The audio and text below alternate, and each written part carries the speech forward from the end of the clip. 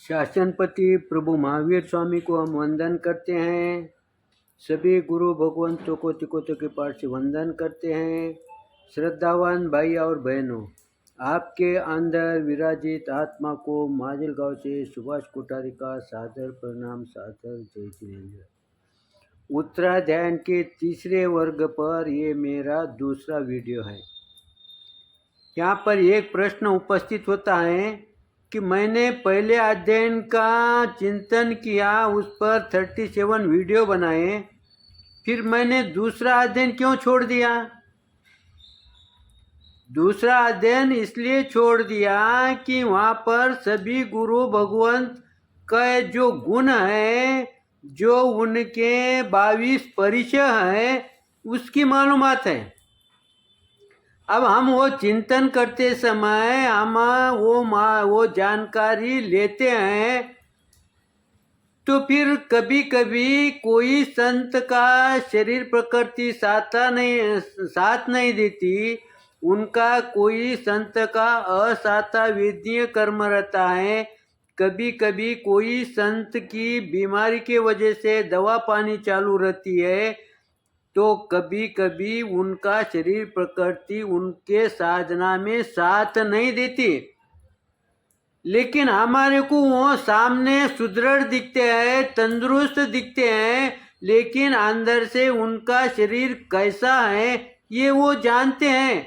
इसलिए वो कभी कभी मजबूरी में नियम का कठोरता से पालन नहीं कर पाते, लेकिन हम ये ज्ञान से वंचित रहते हैं और हमारे दृष्टि से जो दिखता है वो हम बोल देते हैं, तो इससे वो संत को दुख होता है।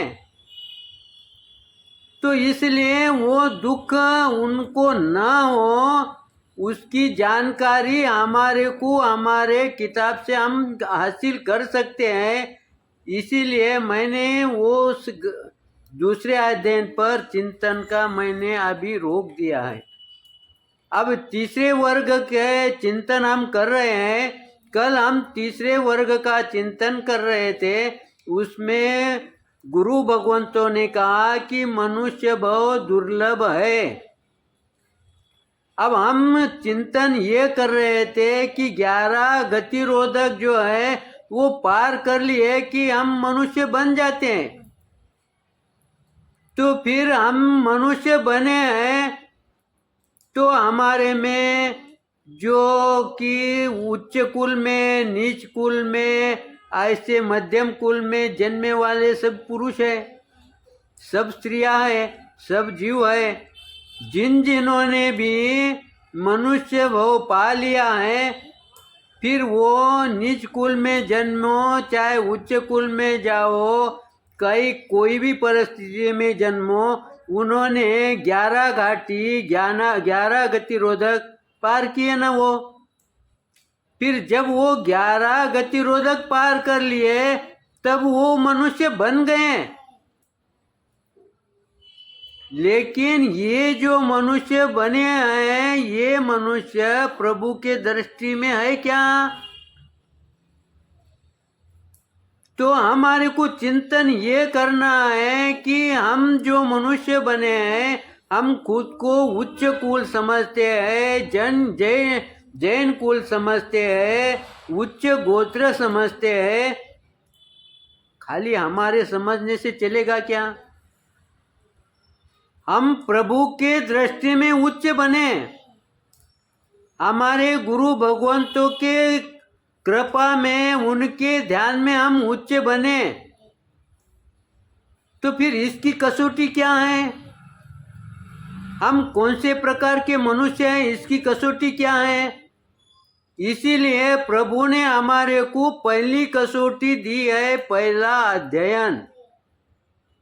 अगर हमने उस विनय को, उस जो गुरु भगवंतों ने कहा है, उस तरीके से अगर हमने उस विनय को मान लिया, उस विनय को धारण कर लिया, उस विनय को रोम रोम में बसा लिया, तो समझना हम वो प्रभु के दृष्टि में जो मनुष्य की तुलना की है, जो व्याख्या की है, उसमें हम बैठ रहे हैं। लेकिन एक ही व्याख्या एक ही कसौटी पर नहीं चलेगा। यहाँ पर गुरु भगवंतों ने कहा कि दूसरी कसौटी, और दूसरी कसौटी उन्होंने क्या कहा है? धर्म श्रवण। और साथ में उन्होंने एक शब्द कहा उत्तरोत्तर। उत्तरोत्तर दुर्लभ, यानी ऊपर के ऊपर आगे की जो कसौटी है ना, वो कठिन कसौटी है।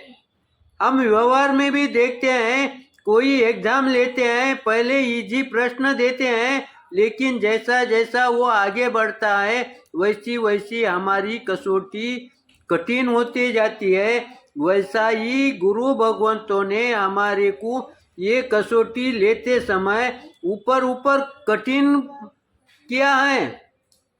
उन्होंने कहा तुमने विनय धर्म पालन किया, जो प्रभु की अपेक्षा है उसमें तुम बैठ गए, इसका मतलब तुम मनुष्य जन्म पा लिए है। इसका मतलब तुम 100% प्योर हुए क्या? नहीं।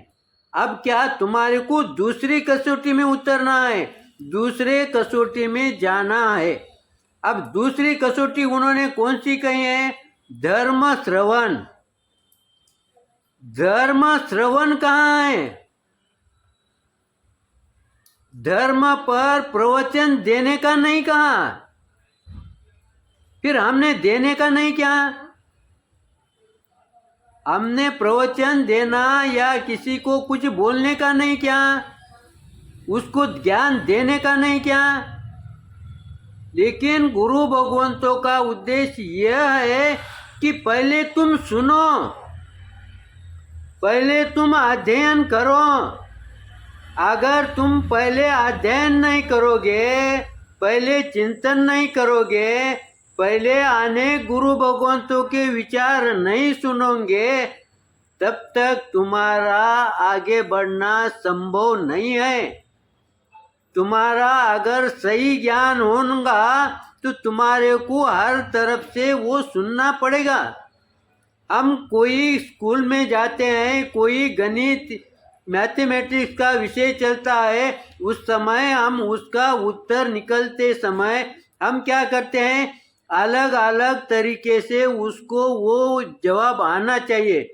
अगर अलग तरीके से, अलग राह से अगर एक ही जवाब आया तो हम क्या समझते हैं कि ये हमारा उत्तर सही है। लेकिन अगर समझो एक दृष्टि से एक जवाब आया, दूसरी दृष्टि से अलग जवाब आया, तो हमारी कहीं न कहीं गलती होती है। उस समय हम उसका अवलोकन करते हैं, उसका चिंतन करते हैं, कहाँ गलती होती है उसका हम चिंतन करते हैं। वैसा ही गुरु भगवंतों ने कहा कि तुम पहले सुनो, हर शास्त्र को सुनो, हर साधु को, हर गुरु भगवंत को सुनो।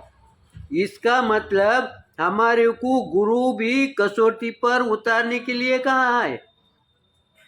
हम किसी को भी गुरु नहीं बनाते और बनाने के लिए कहा भी नहीं। हम अगर समझो 5 रुपए की, 10 रुपए की मटकी लेने की है तो उसको हम 3 बार नीचे ऊपर देखते हैं, उसकी 10 बार टेस्ट लेते हैं, तब कहीं हम उसे पैसे देते हैं। फिर साधारण वस्तु के लिए हम कसौटी लेते हैं। हम हर चीज, कोई भी चीज जब हम खरीदी करते हैं, चाहे सब्जी भी खरीदी करने की है, तो हम उसको 10 बार नीचे ऊपर देखते हैं, ये अच्छी है या नहीं है, ये फ्रूट अच्छा है या नहीं है, ये हम देखते हैं। वैसा ही हम जो सुन रहे हैं उस पर कसौटी को तो लो, लेकिन तुम सुनो, अनेक विचार सुनो, अनेक गुरु भगवंतों की बात सुनो,